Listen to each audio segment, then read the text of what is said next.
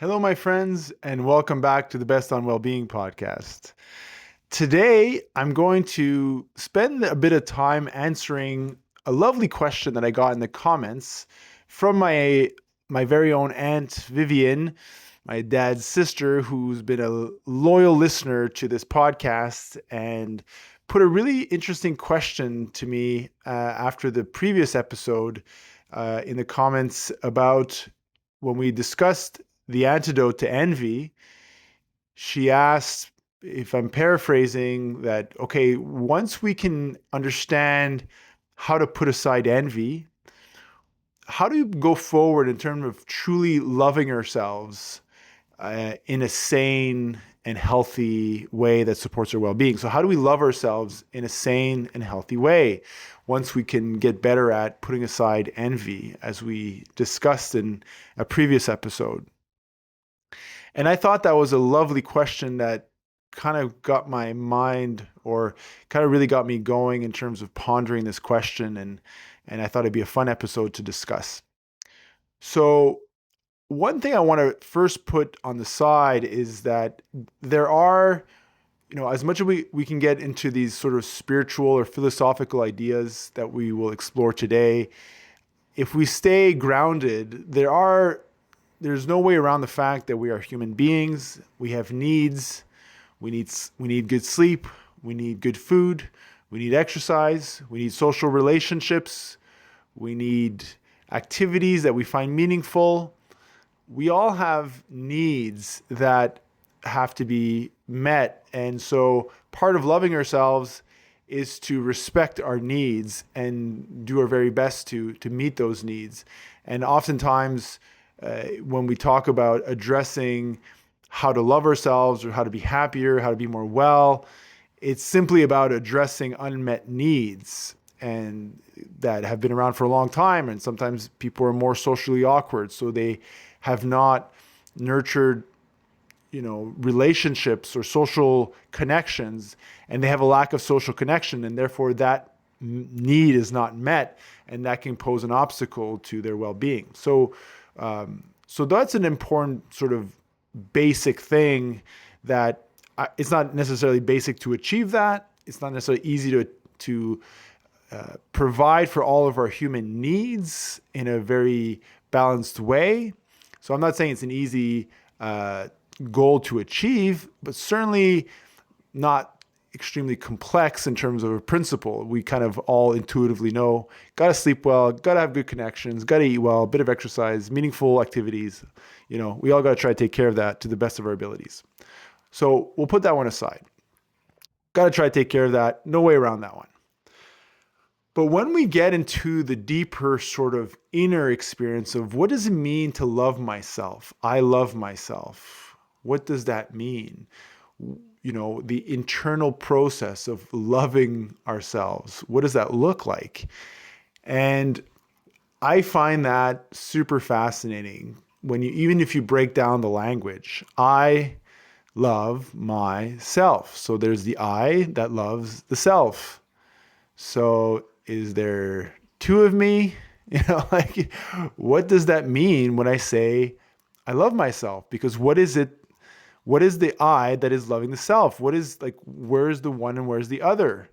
And it quickly becomes a little bit discombobulating to start to ponder, what is this me? What is this sense of self, this I?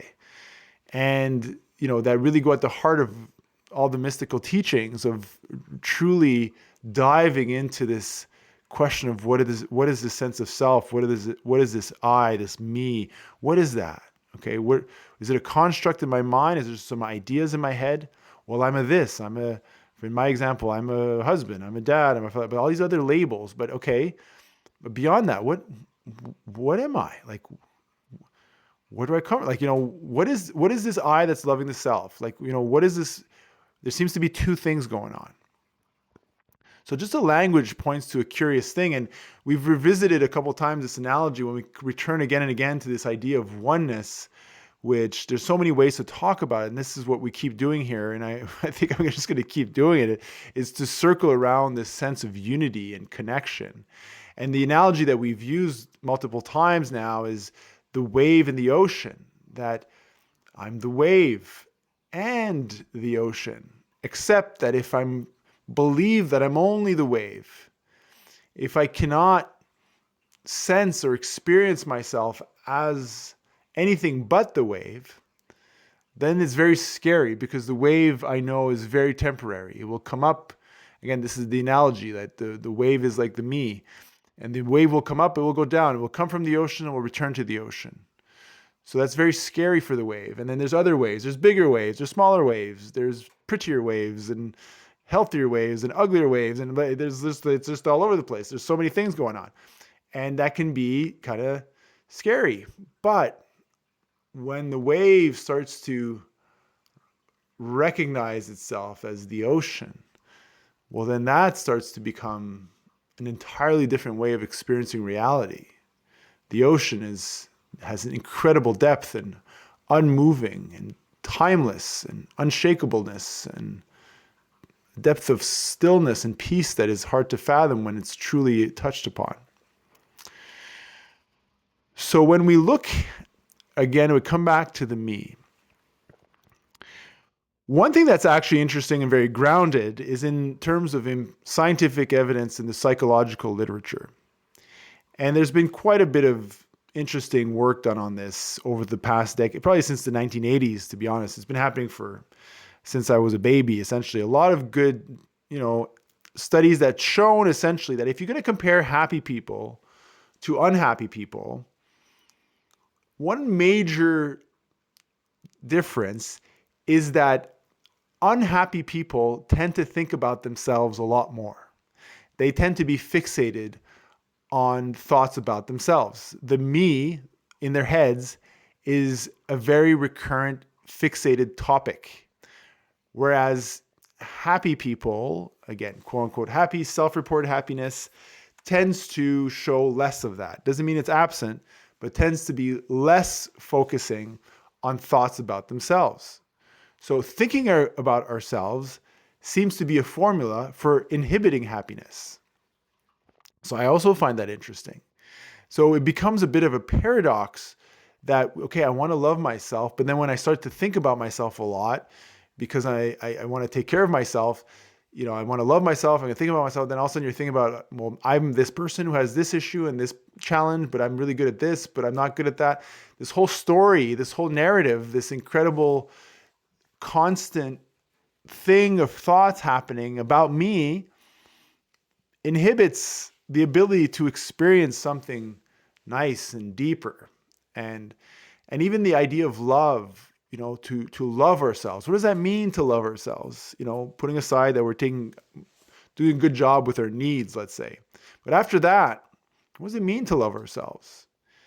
I think Eckhart Tolle has, in my view, the best description that love is the word you put when there's a certain sense of connection where you can sense that your essence of who you truly are is the same as another. When you recognize your unity with others, you start to feel love, like a sense of genuine desire or genuine devotion that of having others experience well-being, of wanting the best for others, because you're both the same thing, you're both connected. So them wishing well-being for them is wishing well-being for yourself.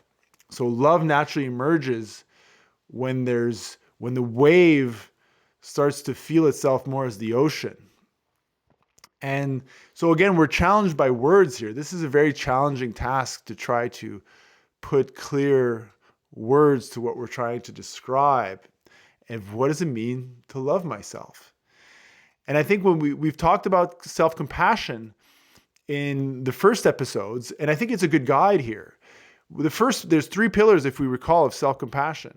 And self-compassion, we know, is, if we can demonstrate and practice self-compassion, very useful to support well-being. When we talk about the first pillar, it's about, kindness and understanding towards ourselves. So kindness and understanding. So when you're kind to yourself. So if we're going to have a voice in our head, might as well be a very nice voice and talk to ourselves nicely. But beyond that, to be kind and understanding, if we're going to be kind and understanding to ourselves, that means we understand our needs. We understand when it's time to have boundaries, be assertive, sleep well, eat well, all the stuff we talked about. So when you want to be truly nice and understanding to yourself, that means you really do the best you can with your needs, with your human needs. But then we move to this pillar number 2, which is remembrance of your shared humanity.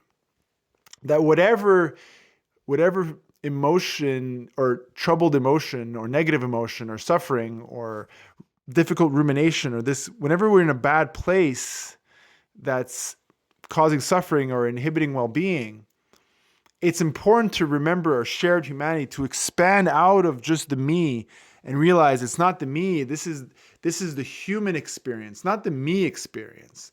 That whatever's going through my head, whatever emotions I'm going through, millions of people have experienced the same thing. That I'm part of a greater collective here. And not to forget that, because when we become too fixated on the me and my thing, I'm more likely to have more suffering. And so to be compassionate towards ourselves means to step out, to expand our vision, expand the sense that it's not just the you here, it's the human experience, that there's a gazillion humans throughout history that have had very difficult challenges, and you're having a difficult challenge, and that's the human experience. So right away, when we expand beyond the me, we allow self-compassion to emerge. And then the third pillar, which is sort of